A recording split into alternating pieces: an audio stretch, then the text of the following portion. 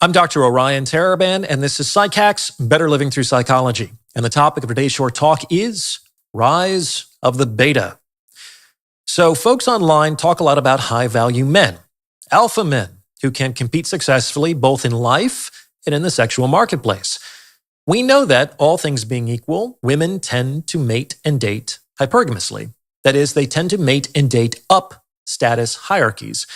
By the same token, we know how difficult it is to ascend those same hierarchies, which implies that those at the top must be more competent, more diligent, more intelligent, more ruthless, etc., than those at the bottom. However, all this kind of begs a question.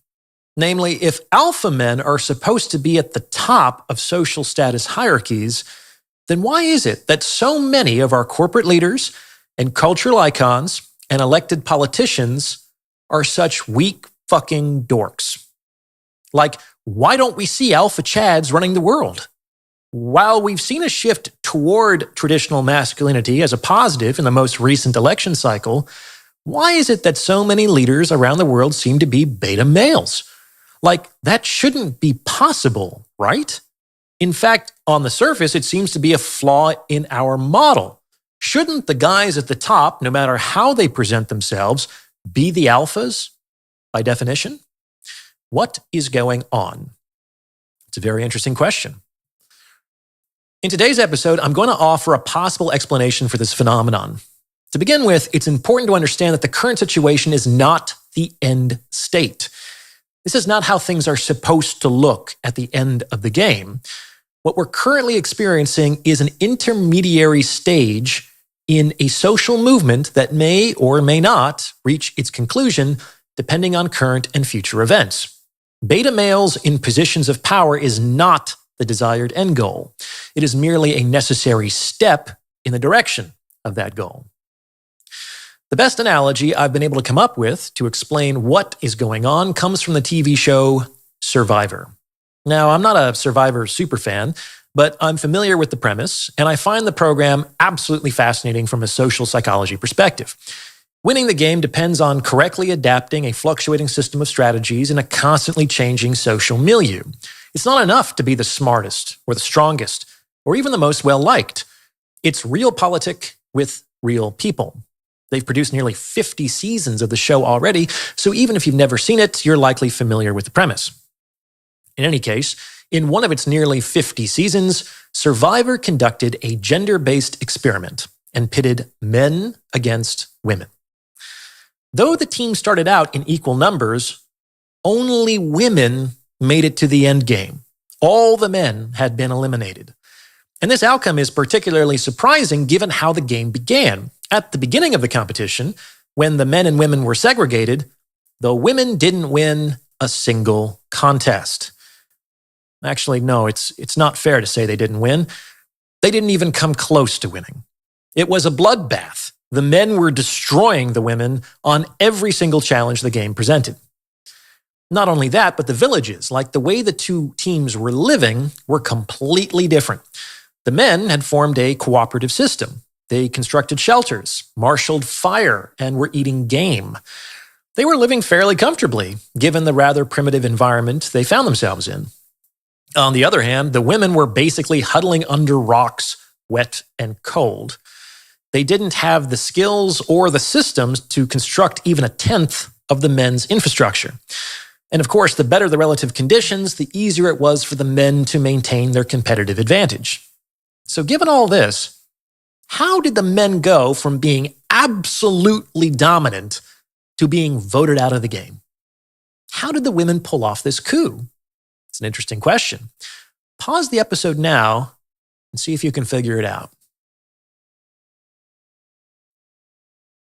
All right, so this is basically how it went down. It soon became obvious to the women that they were not going to be able to win in a head-to-head competition against the men. And every time the women lost, another one of their numbers was voted out of the game. They understood that their days were numbered and that they would have to try to undermine the men in some other way. So what the women did was sow dissension among the men. The women observed that as powerful and skillful as the men were, this power and skill was not distributed evenly across the group. A pecking order had organically emerged, and the most competent and accomplished had risen to the top. These men, whom we could call the alphas, were responsible for a disproportionate majority of the team's success. Now, awareness of this fact was not lost on the men. However, it didn't really seem to bother any of them. They were teammates and aligned toward a common goal. It was okay that some men were higher status than others because there was still a place for every man in the economy of that society. It was kind of like a high-functioning sports team.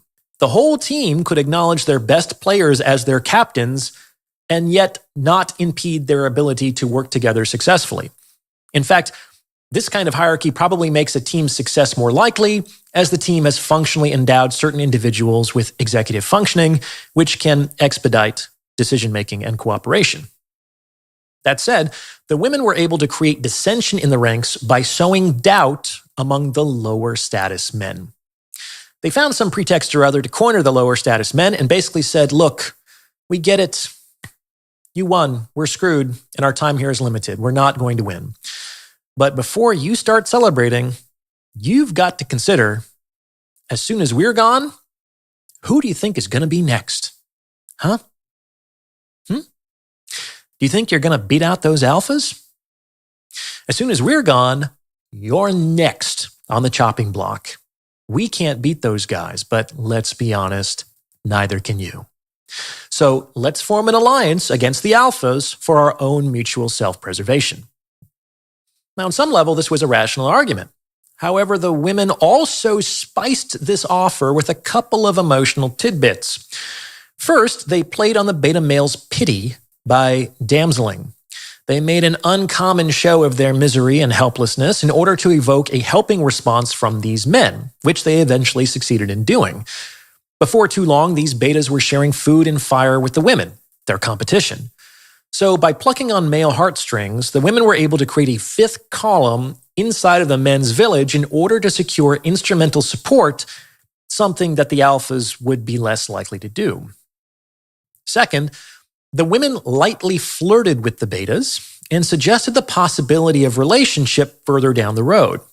Like once the alphas had been removed, the women indicated that they would be able to move into the village to take their place. And wouldn't that be more pleasant company than a bunch of sweaty dudes? So through a combination of fear, pity, and desire, the women were able to persuade a group of lower status males to betray their higher status teammates, initially through clandestine sabotage and bad faith, and eventually through open revolt. However, by this time, the women and the betas together comprised a majority bloc, which was able to get rid of the threatening higher status men. And once all the alphas were gone, guess what happened? The remaining women broke their alliance with the betas and voted every single one of them out of the game. After all, they were no longer useful. So the outcome the betas feared, the outcome that motivated them to betray their teammates, was precisely the outcome that came to pass as a result of their betrayal. And that's how the women were able to beat out the men and win the game. They could not succeed in direct competition. They were only able to survive by turning the lower status men against the higher status men through the manipulation of fear, pity, and desire. Pretty clever, huh? If you're interested in taking your understanding to the next level, I would encourage you to check out the Captain's Quarters, my members-only self-improvement community. Your monthly membership will get you access to a cadre of like-minded, supportive individuals, bi-monthly group consultation sessions hosted by yours truly, and exclusive content that you won't find anywhere else. Click the link in the description for more information. Hope to see you aboard. So, this is my best explanation as to why there are so many beta males in positions of power and authority today. It's a stage in the process. For the last few decades, we've collectively been voting the alpha males out. And this has really only been possible because women have been able to forge an alliance with lower status men. And like the TV show, this has largely been done through the manipulation of emotion especially through the concepts of maleness and masculinity. Across the same timeline, all of the traits associated with traditional masculinity, the toughness, the strength, the stoicism, etc., have been rebranded as toxic. Impressionable young people who are typically still sorting out who they are and who rely heavily on external approval to navigate this process have been raised with a notion of what makes a man good that has almost entirely been constructed by women. You can see this most clearly in the shaming language that women employ. A real man is always defined vis-a-vis his relationship with women, never to himself. And this, in turn, has created generations of weak, misguided men who have gotten this way by trying to rise to the conception of manhood that has been formulated by women. And it is likely that this conception that women, and let me ask you a question. Is it likely that this conception that women have created is exclusively or even primarily in the best interests of the men involved? Just put the shoe on the other foot. Ask women whether they believe that traditional models of femininity, which were largely defined by men, exclusively or even primarily serve the best interests of women. How do you think they would respond? But we're to believe that women are so altruistically blind to self that the definitions of masculinity and of ideal male behavior that they promote have nothing to do with their own agendas? In any case, women have succeeded in seducing a subset of men into betraying their brothers. That is, to align with their conceptualization that traditional masculinity, against which they might not be able to successfully compete, is toxic and misogynistic, in exchange for female approval. A need that is so deeply instilled in so many men that in many cases, it is indistinguishable from their own self-worth. This alignment not only produces fewer alpha males with each subsequent generation, but it also creates a powerful voting bloc capable of removing the remaining alphas from positions of authority using ideologically backed policy initiatives as well. And why is this occurring? Because, just like on Survivor, the modern woman is in competition with the modern man. Gone are the days of complementarity in which men and women functionally moved in separate orbits.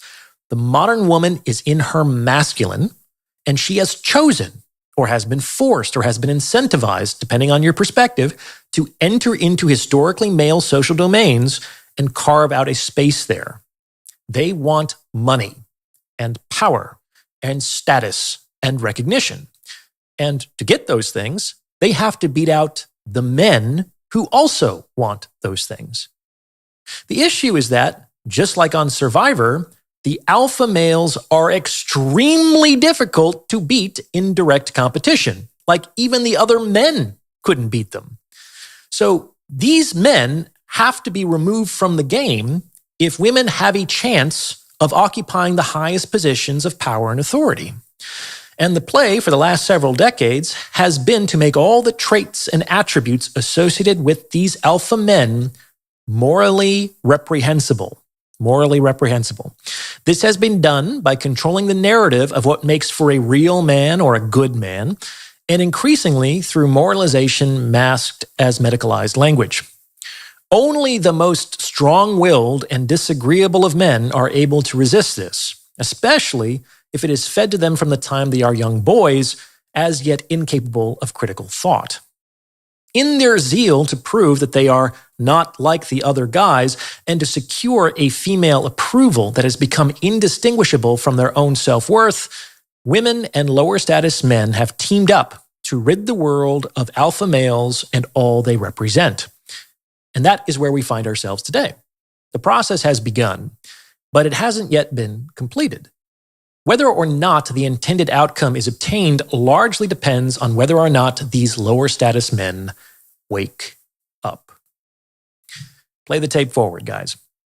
Once all the alphas are out, what's going to happen next? Those betas are going to be the next to go. It's just like on the show. These men are only useful to women until the alphas are eliminated.